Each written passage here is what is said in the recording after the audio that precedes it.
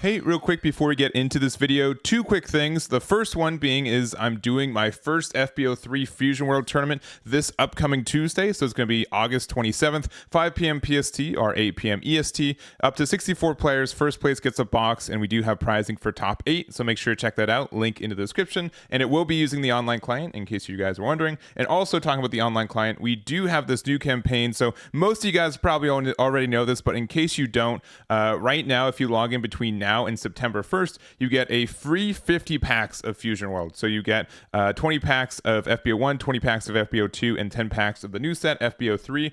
And they're also doing their first kind of like sale thing. They've never done this before, but you can get 40 packs of FB03 for 2,000 gems. So I think it's pretty good. I'm not sponsored or anything. I just want to make sure you guys know about this good deal for jumping into the game and check it out. So that's kind of it for those. And let's jump into our budget deck lists. Hey everyone, Eggman here with another video, and with the release of FB03 for the Fusion World card game, I've had a lot of people ask for some example deck lists or some budget deck lists specifically for this, especially to try out the online client or to try just jump into the game and get a couple reps in kind of thing. So I wanted to make a whole video kind of going over some budget deck lists going into FB03. So a couple of things though before we get started. First, if you guys want any of the deck lists, they're on my website, Eggman Events. It's on the staff deck list one. You'll see that I've marked them as budget deck lists or just regular deck list. You can find those from either just the staff page here on like the meta page for FB03, or if you hit the like FB03 at the top of my deck builder here, that also gets you there too.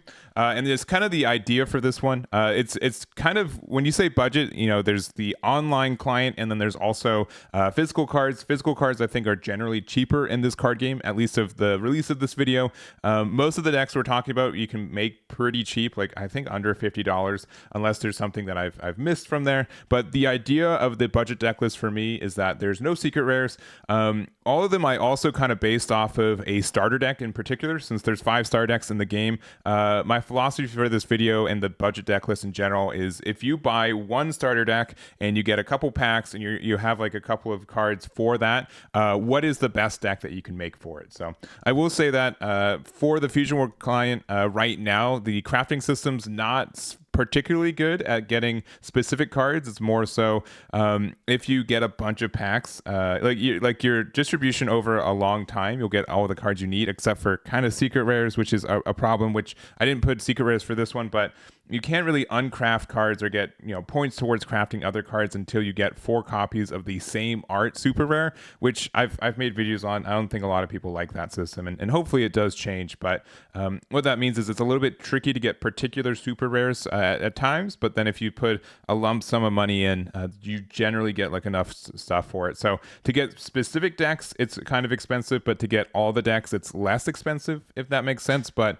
I know that means it's a little bit intimidating to get into this. So because of that, though, I did want to mention that a lot of these are really affordable and, you know, on paper, and then some of these might be a little bit trickier to make on the online client, but I did my best to do like a good middle ground between the two of them. So again, we're going to go over each one of these deck lists for each color, so one for every starter deck, and they're going to be on the cheaper side, and hopefully that makes sense. So obviously, and every one of them will go over like the budget deck list and like the deck list I've been running personally, as well as just the just a good amount of, like, you know, decisions for it too. Obviously they're not all going to be great, and I'll mention them as we get there too. But we're going to start off with what I think is probably the cheapest deck to make. It is the green Aandroidd 1718.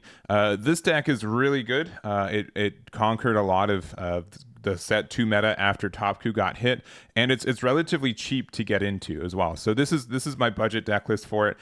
This one you can build on the online client, I think, easier than everything else. You don't really need a lot of cards.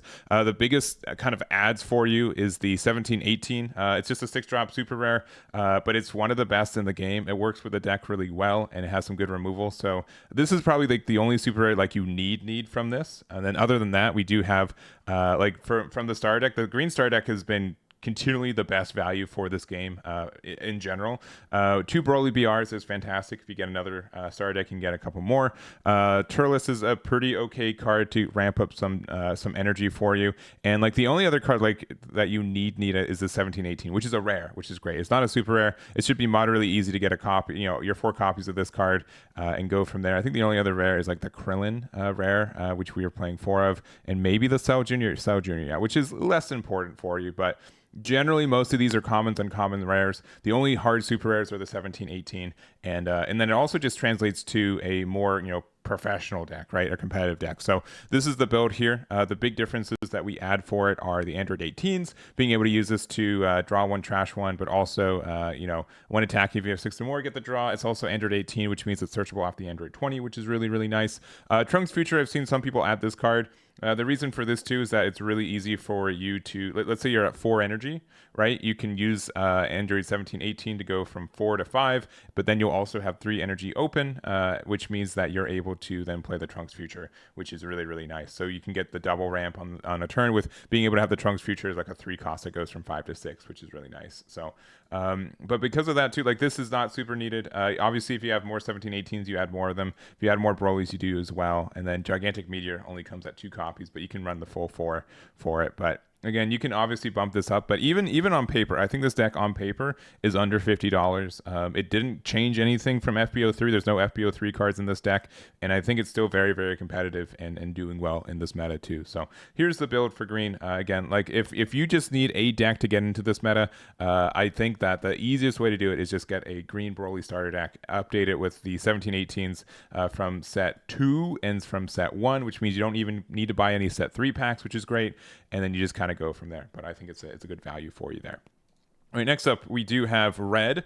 And so for green and red, I think both these are both decks that were really good at the end of FB02. They got like a little bit of support in FB03 or just very little, but I think are continuing to do very, very good for this one. So here is like the budget deck list for this. The only super rares we need, I think we need 2 copies of Beerus. This is from set 1, but it's pretty obtainable, which is really nice. I think the best card in the deck, though, is still Sun Gohan Adolescence, if I'm being super serious, because it's able to get the Tray, the Awaken. It gets so much power for you. I highly recommend this is the one that you get 4 copies of first.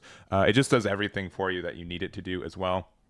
Obviously, we do have the new Beerus from FB03, which is able to free play up into this guy, but if you don't have it, it's not too bad. It also gets you Self-Awakened, which is nice. And it's a 10k, so all of these are very, very good for this deck. We are playing the 1 Kefla, which you can't run any more than this, so we put this little swag ad there. And then the rest are just kind of uncommons and commons and from the starter deck too. So Khalifa's a good Self-Awakener. It's from set 2. Krillin, we're running. It's from the starter deck as well. We might only get 2 copies of this in the starter deck, so maybe you can change the ratios a little bit. I think you get 4 copies of this one. We also have the Rumshi. It's a rare, or sorry, uncommon from set 2, but just has fantastic removal on a 10k body. That's just a good card to pop down.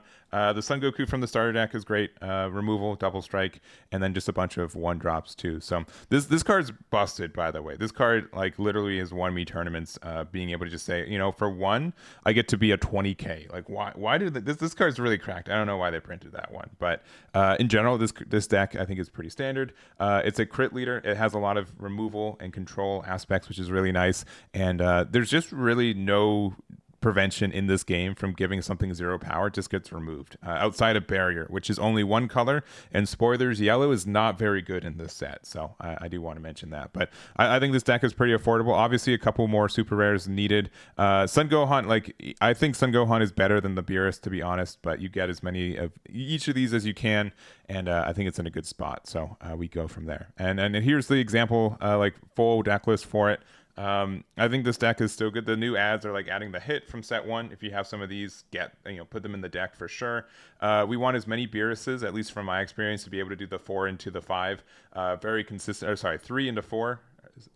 3, spend 4 to go into the 5, because it's 3 to play the card and then 1 for the activate main. But regardless, that just like gets you so much like early game pressure. Likely most decks can't remove this card the turn it comes out if you play it out early, and so that means you get 2 35k crit attacks, which is pretty obnoxious when you're already like using crit from like the front side of this leader. So only other card, Jiren. This card might not even be good. You can even not, like, if you don't craft this card for the deck. If you have it, play it in and see if you like it. But I think like more of a like rush version of it, like where we're more obnoxious with our criticals, being able to get removals when we need to, and get some like good value from like this Beerus. I think that's just kind of better for it. So I might also like just take out the Jirens and put some Rumshis into it.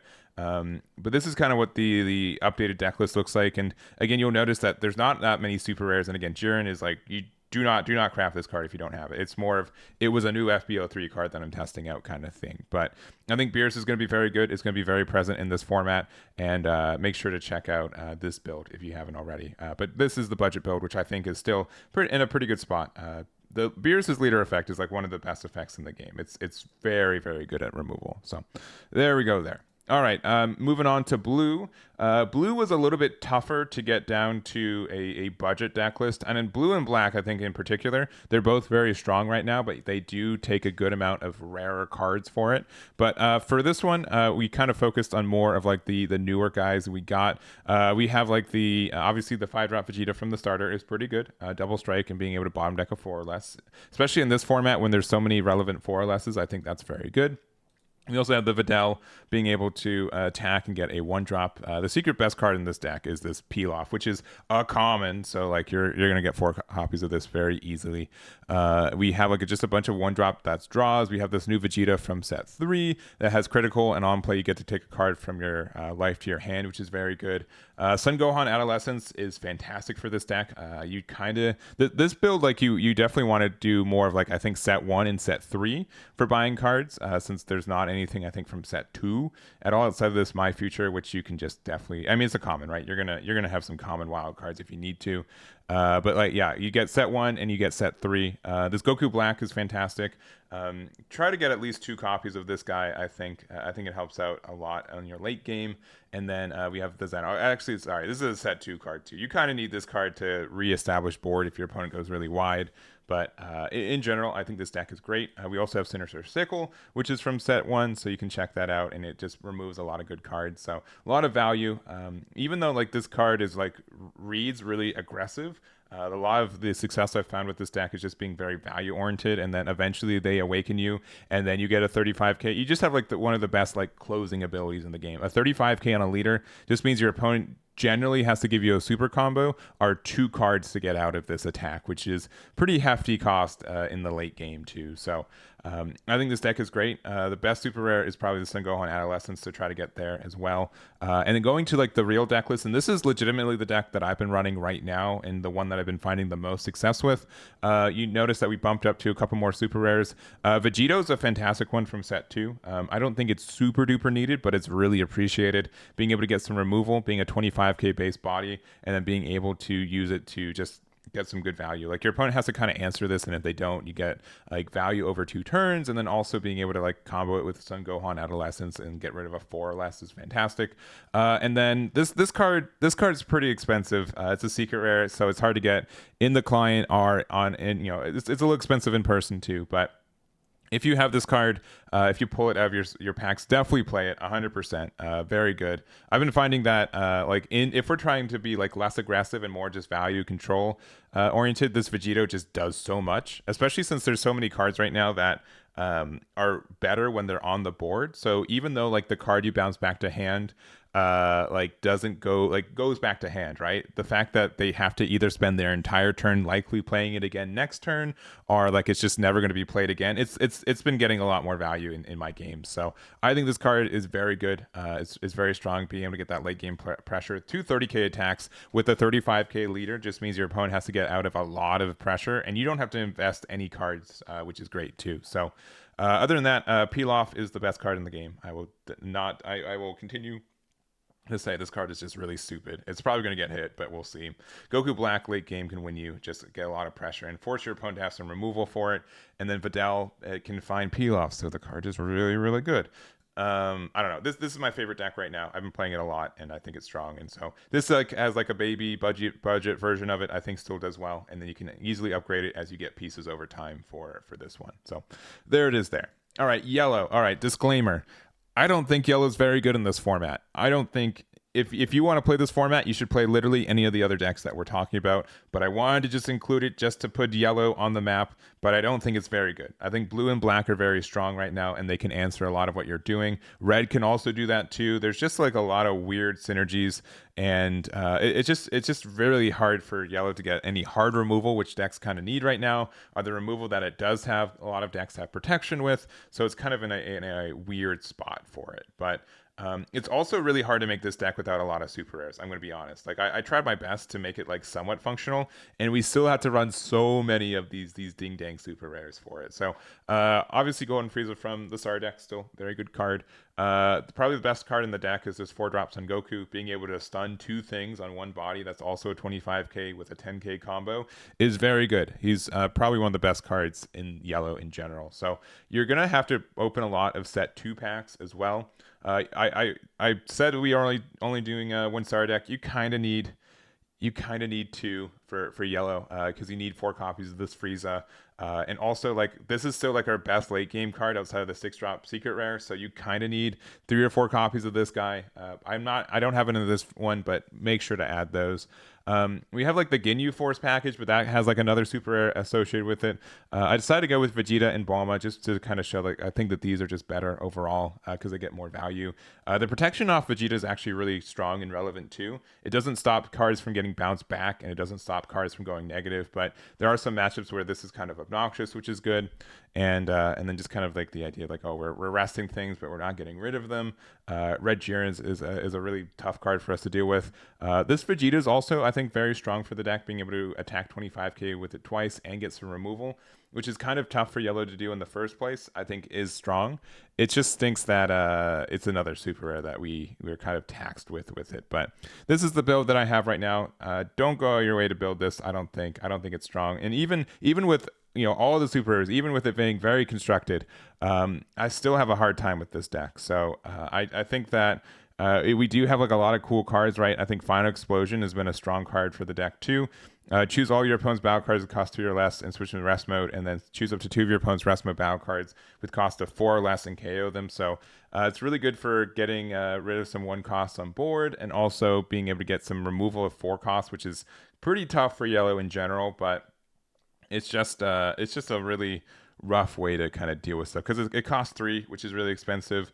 And the deck, I don't know, it just, there's better things to be doing in other colors, I feel like, for the same amount of energy cost. So we put 2 of the Golden Friezas, which come up sometimes for this. We also have the Majin Buu new super rare, which if you play this card on curve, yeah, it's super obnoxious. It never leaves the board. You can just keep playing them, and you get these 25 attackers every turn, which is really relevant in some matchups, but it doesn't do anything proactively. It's just really obnoxious kind of thing. So I don't know. I think this deck is fine for what it does, but I would probably I would tell you guys, unless you're like really committed to play yellow, definitely play something else. But here it is for this video. And then to wrap it up, we do have Bardock and black. And unfortunately for this, I will say, since it has the smallest amount of card pool, it's really tricky to make Bardock on a budget. I did my best for this one. This one I think is really good constructed, but with a more budget in mind, it's a little bit trickier because a lot of the cards are fantastic. And you kind of, in like the best build, you have to play the most expensive card in the game right now, 4 copies of the Son Goku GT, which is kind of obnoxious. So I'm sorry about that, but there are like I think black is a very constructed deck, and it does have a good amount of good cards from the starter deck, which is nice. The new cards of including like this 5-drop Bardock. You can run 4 of this card. I usually do. It's just stupid good. The removal of anything, if your opponent doesn't get rid of it, it can remove something again next turn. The fact that it literally gets rid of anything, regardless of cost, isn't that bad. The cost for doing it, I guess, is comboing cards, which means that you get to be like a 50k double attack, which is not a cost when you really think about it. So I think all that's very good. The other good super rare is the Bardock. I think this is the one we're leaning towards. We do have like all 3 super rares that we have from the set are relevant. So the Pan, the Goku GT, and Bardock. So if you have any of these, run as many of these as you can and open. But just if I was to focus on one, I'm going to say Bardock for that. We also put 2 Pans. This card is really good at removing 4 costs, which I think 4 costs are really relevant right now. So being like the when attacking skill is really relevant too. So I thought that was worth the ad for it. And then the rest of it, you kind of want 4 copies of this Kakarot, so you kind of need 2-star decks. I think of all of them, Bardock's the one you definitely want to get 2-star decks, and you can upgrade some numbers here. So again, this card is nuts. This card is nuts, so you can do that for sure. And then the only thing that we're kind of missing out on is like energy marker generation. So we got the Son Goku GT. This card's really good for like a replacement of the actual expensive one, right? It gives an energy marker and gets plus 5k power for the turn. So in like a nutshell, it does the same thing. Like, because like, let's say the card you draw at the end of the turn was like a 5k, and let's say this card gets removed immediately, which it tends to. If not, you just kind of ramp out of control. But in general, though, this card is a promo, so it might be a little bit harder to get in person, but on the client, it's super easy. You just got to play a couple games, so I included it on here. But I do recognize that in person, this card might be a little bit trickier to get. So other than that, we do run a little bit of like the Bardock's crew self-awakening stuff. We got some card draw. We have the Hercule, which this card is better when you can more reliably get energy markers, but still a really good card. And then we are running like the 10 times Kamehameha, which is good removal. The Lonesome Final Battle, which lets you help you get your leader effect a little bit more often, and just help you know what cards you're drawing, which is nice. And then we got Resisting Destiny, which this lets us choose your leader up to one of your battle cards that gets plus 15k power for the battle. Then if you have a battle card in your combo area, a card in your combo area, you get to draw a card. So it's kind of like Gallic Gun with an extra step, but it's still not too bad. So and then the constructed list I have is right here. I have been thinking about adding a couple of these A Lonesome Final Battle, just so like we can get some like more consistent effects off our leader. Right now, our leader effect is more of like, if we see it, we get it kind of stuff, and not so much of, oh, we have to use the effect. If the more so if we just want to use the fact that we're a 25k base leader on the front side, and like if this just lets us look at the top card of our deck and see if we want to draw it or not, that's generally worth it in my experience. So but yeah, we this card is really good for helping us get like early advantage. Generating more energy markers is nice. Obviously this card is insane, which means rip for anyone trying to get 4 copies of this on the online client. It's not easy, unfortunately. And then just the rest. We have so many, like this card I think is fantastic. We have so many good 1-drops in this color in general that why not? Like, why not just play this that adds it? Luckily, it can't find itself, right? They learned from Pilaf, but yeah, man, this card is still very, very good. So I don't have much more to say about this one or this video in general. We kind of reached the end of it. So again, if you guys want any of the deck lists, they're on my website, Eggman Events. Obviously, results may vary on some of these, but I want to do my best on just providing some alternatives or some first deck lists for people to start building and playing decks with as they kind of get better card collection, and before they like do a full commit into knowing if they want to play a deck or get into the game in general. So hopefully this is a handy resource. If you guys need anything else, please let me know in the comments below. I'd love to help you out with it. And that's going to be it for me. So thank you guys so much for watching, and I'll catch you all next time.